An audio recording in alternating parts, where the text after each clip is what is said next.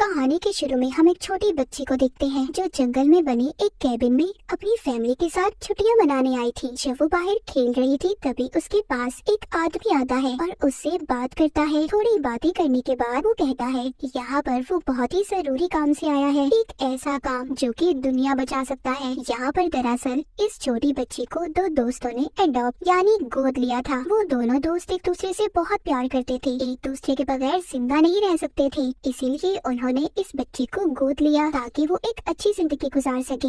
वो आदमी छोटी बच्ची से बात तो कर रहा था पर बार बार जंगलों में देख रहा था। तभी हमें तीन और लोग आते हुए दिखाई देते हैं जिनके हाथ में अजीब से हथियार थे। छोटी बच्ची उन्हें देखकर बहुत डर गई थी। वो भागकर अपने कैबिन में जाती है जहाँ पर उसके दोनों डैड्स थे जिनके बारे में मैं आपको पहले ही बता चुकी हूँ। वो दोनों को उस आदमी और उन लोगों के बारे में बताती है जो जंगल से आ रहे थे। ये दोनों भी सुनकर बहुत ज्यादा डर जाते हैं। वो आदमी अब अपने साथियों के साथ बाहर आकर खड़ा हो गया था और इनसे दरवाजा खोलने का कहता है, लेकिन उस बच्ची के दोनों डैड उन्हें देखकर बहुत ज्यादा डर गए थे और उन्हें वहाँ से जाने का बोलते हैं। लेकिन वो आदमी भी बार बार अपने जरूरी काम के लिए बोल रहा था कि वो उन्हें अंदर आने दे क्योंकि उन्हें इनसे बहुत जरूरी बात करनी है। लेकिन एंड्रयू और एरिक दोनों बहुत ज्यादा डरे हुए थे। एंड्रयू के पास उसकी गन भी नहीं थी जो उसकी गाड़ी में बाहर ही रह गई थी और सबसे बड़ी बात बाहर वाले लोगों के पास हथियार थे, मगर फिर भी वो लोग बार बार इनसे दरवाजा खोलने का कह रहे थे। मगर ये दोनों उन्हें बार बार धमकी देते हैं कि चले जाओ यहाँ से वरना हम पुलिस को कॉल करेंगे। लेकिन यहाँ पर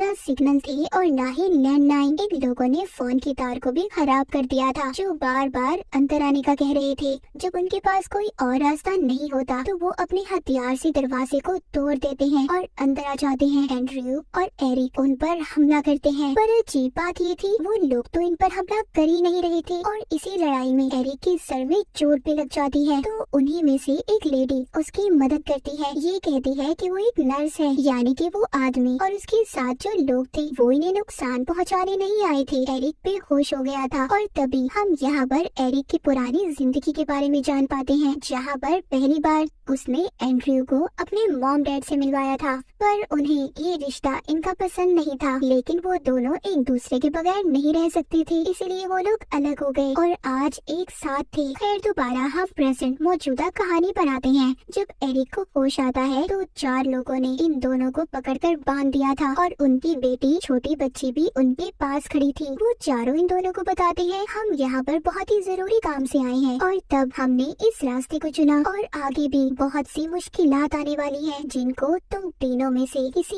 एक को अपनी जान देकर लोगों को बचाना होगा। अब वो चारों एक साथ खड़े होते हैं और उनको अपना मकसद और काम बताने लगते हैं। शुरू करती है एक लेडी। वो बताती है कि मैं कैलिफोर्निया के दूर एक शहर में नर्स हूँ और अपनी सारी जमा पूंजी खर्च करके तुम लोगों के पास आई हूँ। फिर दूसरा आदमी बताता है जो सबसे पहले छोटी बच्ची को मिला था। वो कहता है मैं एक टीचर हूँ और मेरा बार भी है। तीसरे नंबर पर इनका एक और साथी बताता है कि वो एक गैस कंपनी में काम करता है। वहाँ पर एक छोटा सा वर्कर है। पहले वो बहुत बुरा था और उल्टे सीधे काम भी किया करता था पर अब वो ठीक हो गया है और अपनी गलती सुधारने की कोशिश कर रहा है। फिर चौथे नंबर पर लेडी बताती है कि वो एक होटल में शेफ है। ये सारी बातें समझकर एरिक ये समझता है कि ये लोग किसी रिलीजन मजहब से ताल्लुक रखते हैं और इनके फादर ने उन्हें यहाँ इनके पास भेजा है। उनके ऐसे साथ रहने पर ये उन्हें अलग करने आए हैं। उन लोगों का लीडर कहता है जो सबसे पहले छोटी बच्ची को मिला था कि ये सब गलत सोच है तुम्हारी, हम यहाँ पर एक खास मकसद के लिए आए हैं। वो बताता है दुनिया में बहुत बड़ा एपोकलिप्स बर्बादी आने वाली है, सारी दुनिया खत्म होने वाली है। लेकिन अगर तुम तीनों में से कोई एक खुद को कुर्बान कर दे तो सारी आने वाली मुसीबतें तबाहियां रुक सकती हैं और ये काम तुम्हें खुद करना होगा अपनी मर्जी से। तुम्हारी मर्जी के बगैर कोई भी इंसान तुम्हें नुकसान नहीं पहुंचा सकता, यानी कि तुम्हारे साथ कोई जोर जबरदस्ती नहीं कर सकता। वो लीडर इनको बताता है हम चारों भी एक दूसरे को नहीं जानते थे मगर इन तबाहियों के बारे में हमें सपने आने लगे तो तभी हम चारों मिले क्योंकि हम सबको एक जैसे सपने आ रहे थे। और हाँ ये बात जान लो अगर तुम में से किसी एक ने अपनी जान ना दी तो हम चारों तो मर ही जाएंगे, पर साथ साथ सारी दुनिया भी खत्म हो जाएगी और बचोगे तो तुम सिर्फ 3 लोग, जिनमें तुम दोनों और तुम्हारी बेटी होगी। तुम में से किसी एक ने भी अगर खुद को कुर्बान कर दिया तो सारी दुनिया बच जाएगी। वो लीडर आगे ये भी बोलता है, सबसे पहले नदियाँ डूबेंगी और पानी दुनिया में तबाही फैला देगा, हर तरफ सैलाब होंगे। उसके बाद एक बीमारी फैलेगी जो लोगों की जान ले लेगी और आखिर में गॉड इस दुनिया को खत्म कर देंगे। पर ये सारी बातें सुनकर एंड्रयू और एरिक इन बातों पर यकीन नहीं करते और अपनी जान को सेक्रीफाइस कुर्बान करने से भी मना कर देते हैं। लीडर कहता है, अगर तुमने ऐसा किया तो सारी इंसानियत को इसकी कीमत अदा करनी होगी। फिर उन्हीं का साथी सामने आता है जिसने अपने चेहरे पर सफेद रंग का कपड़ा बांधा हुआ था। वो कहता है, एक हिस्सा इंसानियत का जाया हो चुका है और इसी के साथ उसके बाकी साथी उसे खत्म कर देते हैं। ये देखकर एंड्रयू और एरिक बहुत ज्यादा डर गए थे। यहीं पर हमें इन दोनों की पुरानी जिंदगी के बारे में भी दिखाया जाता है, जहाँ पर इन दोनों ने अपनी बेटी को बड़े ही प्यार से गोद लिया था। अब खैर लीडर इनको टीवी दिखाता है जिसमें खबर बताई जा रही थी, मुल्कों में बहुत से ज़िलज़िले आ रहे थे, बहुत सी जगहों पर सैलाब सुनामी भी आ गई थी, जिस वजह से समंदर किनारे बसने वाले लोगों ने अपनी जान को गवा दिया था। एंड्रयू अभी भी इन बातों पर यकीन नहीं कर रहा था, पर एरिक को थोड़ा थोड़ा यकीन होने लगा था। तभी हमें फ्लैशबैक पुराना सीन दिखाया जाता है जहाँ पर एंड्रयू और एरिक अपनी बेटी के साथ बहुत खुश थे। वो भी दोनों को अपने पेरेंट्स, अपने माँ बाप समझने लगी थी और ये सब यहाँ पर छुट्टियाँ मनाने आए थे। पर वो ये बात नहीं जानते थे कि एक साथ ये उनका आखिरी सफर होगा। खैर अब दोबारा से हम प्रेजेंट में आते हैं। एरिक के सर पर नर्स पट्टी बांधती है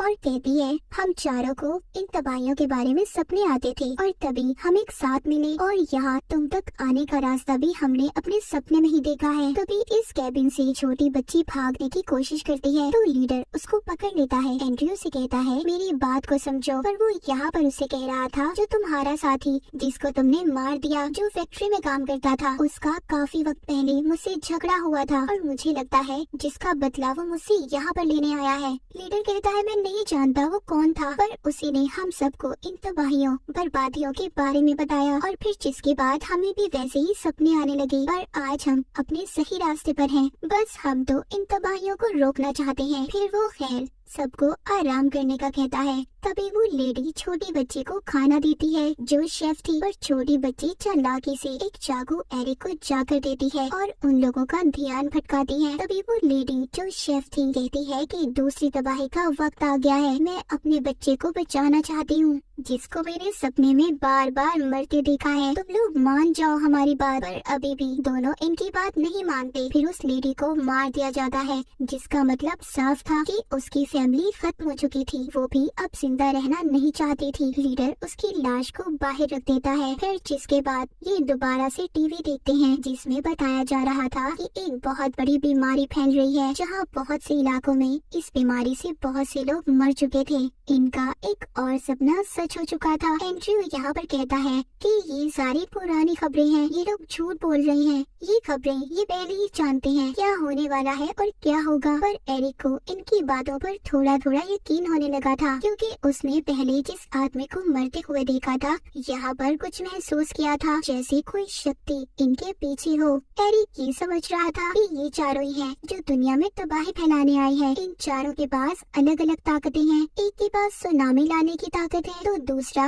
जंग और बीमारी ला सकता है, तीसरा यहाँ पर खाने का है जो दुनिया में कीड़े मकोड़े लाएगा जिससे दुनिया का सारा खाना बर्बाद हो जाएगा, और चौथा अपने साथ मौत लाएगा। पर एरिक की सोच यहाँ पर गलत थी। उसने अपने दिमाग में अजीब सी कहानी को बना लिया था, बल्कि ये चारों तो उन तबाहियों को रोकने आए थे। तभी छोटी बच्ची इनका ध्यान भटकाती है, एक जोरदार चीख मारती है। एरिक और एंड्रयू दोनों आजाद हो चुके थे। एरिक अंदर इन दोनों को रोकता है और बाहर एंड्रयू अपनी गन लेने जाता है। जब नर्स उसके पास जाती है तो गन से वो उसे डराता है, दूर करता है। वो बाहर उस आदमी की लाश के पास जाकर उसका आईडी कार्ड निकालता है जो गैस फैक्ट्री में काम करता था। वो लीडर को दिखाता है जो कुछ इस आदमी ने तुम्हें बताया सब कुछ गलत है। उसने तो अपना नाम भी तुम्हें सच नहीं बताया। वो आप लोगों के दिमाग को कंट्रोल करके यहाँ पर अपना बदला लेने आया था। पर लीडर उसकी किसी बात को नहीं मानता, कहता है जो कुछ भी है सब सच है। जब एंड्रयू के सामने नर्स आती है तो गलती से वो उस पर गोली चला देता है और इनका लीडर उसको तीसरी इंसानियत के नाम पर कुर्बान कर देता है। एंड्रयू को ये आदमी पागल लगने लगा था। ये इसको बाथरूम में बंद कर देता है। तभी उसको गिलास टूटने की आवाज आती है, जिससे उसे ये लग रहा था कि वो भाग गया, पर वो वहीं पर था। वो एंड्रयू पर हमला करके उससे गन छीन लेता है। जब ये हॉल में आते हैं तो टीवी पर खबर चल रही थी कि सभी एरोप्लेन्स खुद ही एक एक करके पानी में गिर रहे हैं और तबाह हो रहे हैं। उसमें बैठे हुए लोग भी मर गए। जो खबर लेडी दे रही थी वो ही इन्फास लीडर बोल रहा था। उसको अपने सपने में ये सब पहले से पता था, पर एंड्रयू इन सब पर अभी भी यकीन नहीं कर रहा था। पर एरिक को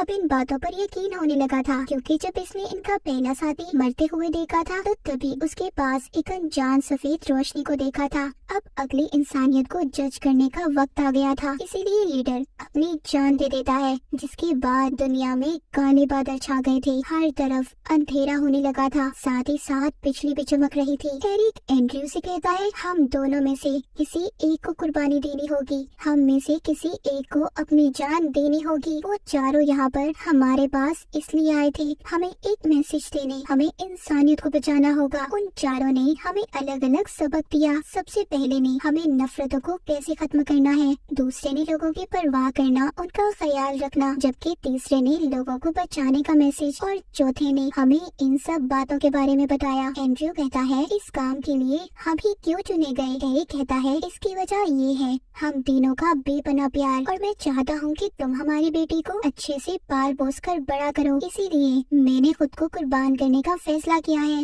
और ये कहकर एरिक एंड्रयू से खुद को गोली मरवा लेता है। एरिक अब मर चुका था। एंड्रयू अपनी बेटी को लेकर कैबिन से बाहर आता है। कैबिन भी बिजली की वजह से पूरी तरह जल चुका था, यानी कि एरिक की कुर्बानी कबूल कर ली गई थी। थोड़ा दूर जाने पर एंड्रयू को एक गाड़ी दिखाई देती है जो उन 4 लोगों की थी। उन्होंने ही इनके लिए यहाँ पर छोड़ी थी। जब ये टाउन में आता है तो खबर सुनता है कि एक मिरेकल, एक मौजज़ा हुआ है। सारी तबाहियाँ खुद ब खुद रुक गई हैं। प्लेन्स जो तबाह हुए थे वो खुद ब खुद ठीक हो गए हैं और बिजली का गरजना भी बंद हो चुका है। लेकिन जो तबाहियाँ हो चुकी थी वो नहीं ठीक हुई थी। इनको अब इसी दुनिया में रहना था जो अब कभी पहले की तरह ठीक नहीं हो सकती थी, क्योंकि इतना कुछ हो जाना कोई आम बात नहीं थी। और एरिक ने खुद को कुर्बान इसलिए किया क्योंकि जिस सफेद रोशनी की उसने बात की थी उसमें उसने एंड्रयू और अपनी बेटी को देखा था, जिसमें उसकी बेटी बड़ी हो चुकी थी और वो उनके साथ नहीं था। इसीलिए वो जान चुका था कि उसको ही कुर्बान होना है। कहानी के आखिर में हम एंड्रयू और उसकी बेटी को देखते हैं